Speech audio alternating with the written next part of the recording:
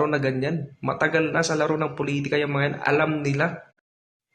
Napakagaling talaga guys nitong si Marcos. Itong si PBBM, napakagaling. Bakit?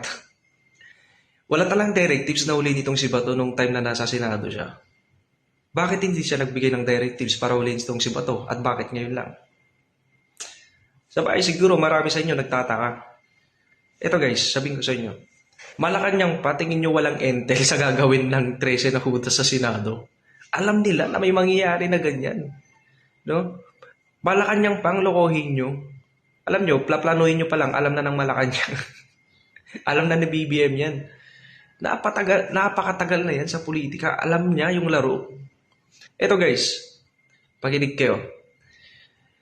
Kung nag-order si BBM nun, nauli nitong si Bato at papasukin ng NBI at PNP dyan sa Senado.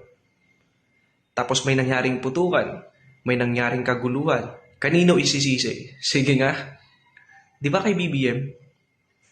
Plano talaga nilang pabagsakin ng administrasyon niya. Pero hindi nangyari yun.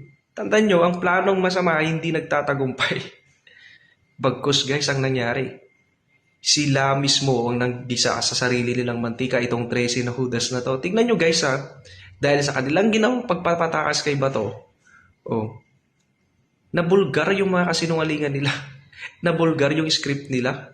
Nabulgar lahat ng baho nila. Diba? Dahil sa pagla-live nila, lahat kitang-kita. Kitang-kita yung kasinungalingan nila guys. Tignan yung strategy ni PBBM. Alam niya na mahuli sila sa sarili nilang bunga. Tingnan nyo nangyari. Tingnan nyo, nagkamali bang Pangulo dyan na hindi pinahuli si Bato nung time na nasa Senado siya? Hindi. Bagkus ipinakita niya sa taong bayan kung sino ang totoong nagsisilbi at totoong mahal ang inang bayan. Pinakita ni BBM na dahil sa senaryo na yan, ipinakita niya kung sino nga ba talaga ang loyal dito sa mga taong bayan. Pinakita niya yung mga politiko na naninilbihan lamang sa isang pamilya at ginagamit ang batas kung papabor lang sa kanila.